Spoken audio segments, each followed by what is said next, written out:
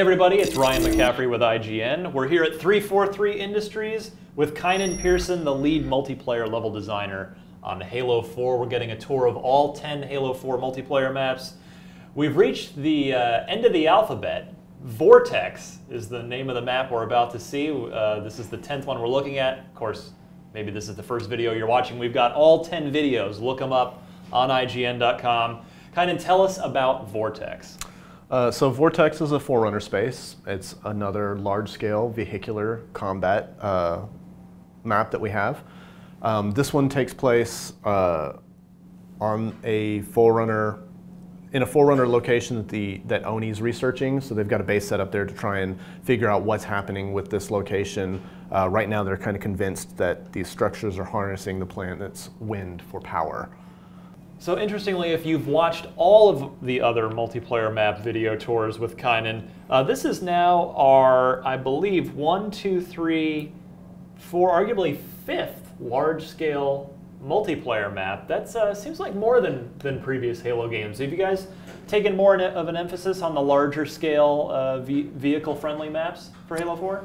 Well, in general, just because we have sprint by default, it means that the scale of some of our maps needed to be a little bigger to facilitate making sure that the time to death and that the encounter times were lengthened enough so that they weren't going by too quickly and people weren't respawning, getting into battle, and dying immediately. So the map scale, by necessity, had to increase just off of that shift.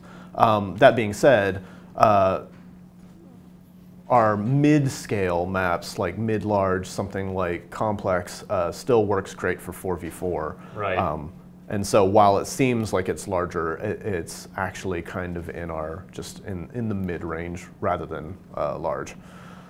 Just saying maybe they seem bigger, but they actually play a little bit smaller compared to previous Halo games. Yeah, with the scale, you can still move around very quickly in the vehicles, but again, just being able to sprint from cover to cover means that you can cover a lot of ground quickly on the larger scale maps.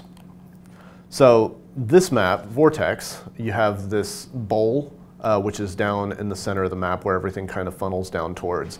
And it's fairly wide open, even though there is a large structure that is located above this kind of lower area.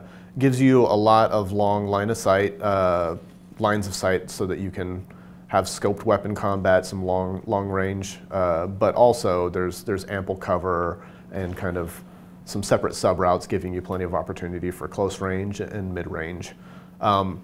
Here I just went into the center structure, which when you're playing Dominion ends up being one of the locations that you reinforce. There's routes that you can drop down from in here to make escapes if people are kind of rushing in and you're not ready for combat, but you also have these ramps that go down to some side structures that are located on the outsides of the map. What vehicles are in here by default? By default, we have the Wraith, Ghost, Rocket Hog, and... Rocket Hog, huh? Yeah.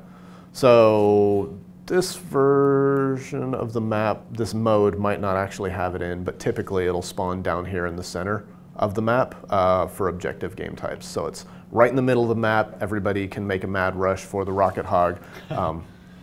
Well, we've seen some of the maps, of course, have the standard Warthog with the machine gun. Some have the Gauss Hog, and now a Rocket Hog. When you're sitting down with a map, what makes you decide on which variant of the Warthog to go with?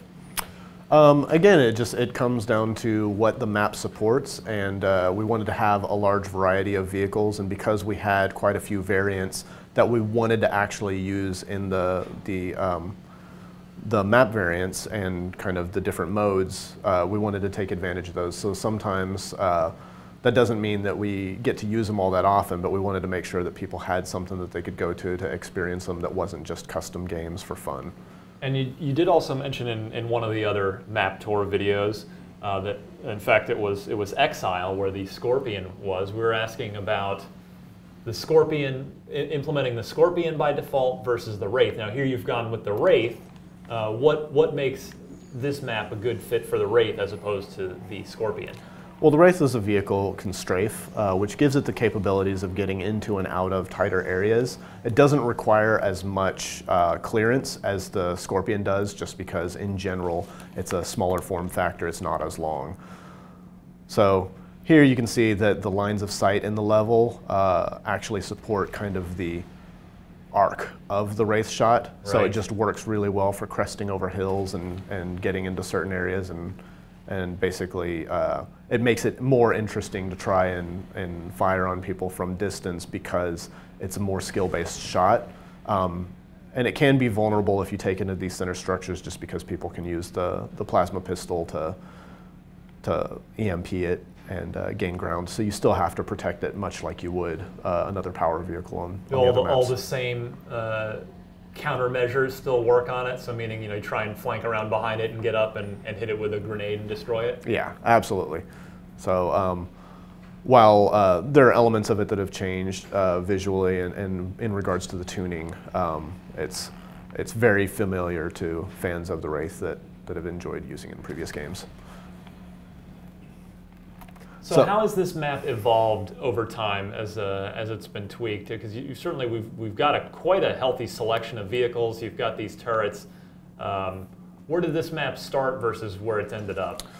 So when this map started, there was, prior to defining kind of the structures of the map in terms of where we were going to separate the natural terrain from where the structures were, those have definitely changed in terms of their form and function for supporting Dominion, and where, in fact, we use the bases for the Dominion game type have also changed over time. We've shifted them to work along these edges from this side to the other, just because it keeps Dominion fast-paced, interesting, but we did leave the other base structures in case people, or we created custom variants or whatever that needed to support it lengthwise. Now that man cannon there on the ground, that'll get you straight into the middle real quick. Yeah. So right here, the major landmark of the level is this kind of wind tunnel that goes into the center structure. And if you kind of follow along that, it'll bring you over to this man cannon, which is kind of a really direct shortcut route from this end of the map into the main structure. Now, it looks like if you wanted to be sadistic, could you get your ghost on that man cannon and be up here with the ghost? You can get the ghost into the structure just by using the ramps, and you can kind of go up there. But this is not a vehicle man cannon, so it's an infantry-only variant of the man cannon for the map balance purposes. But this side also has a equivalent man cannon that'll lift you onto that upper platform. So there's a lot of different routes to get into the central structure, and there's a lot of ways to reinforce kind of the outer base areas. Now, when does the decision come into play to cut out a vehicle or two from previous Halo games? Like, we don't see the Falcon at all here. Yeah, that's more of a question that should be directed at our Sandbox guys, at our Sandbox lead, Chris King. But for the most part, it all depends on what the game needs based on what's happening with all of the Sandbox items. So sometimes, we'll experiment with things that just don't tend to work out, or there's any number of factors that might prevent something from making it, or even prioritize something else from going in first. Well, that is a look at Vortex and another of the 10 Halo 4 multiplayer maps. Kynan, thanks very much for all things Halo 4. All the multiplayer map tours, you're in the right place, IGN.com.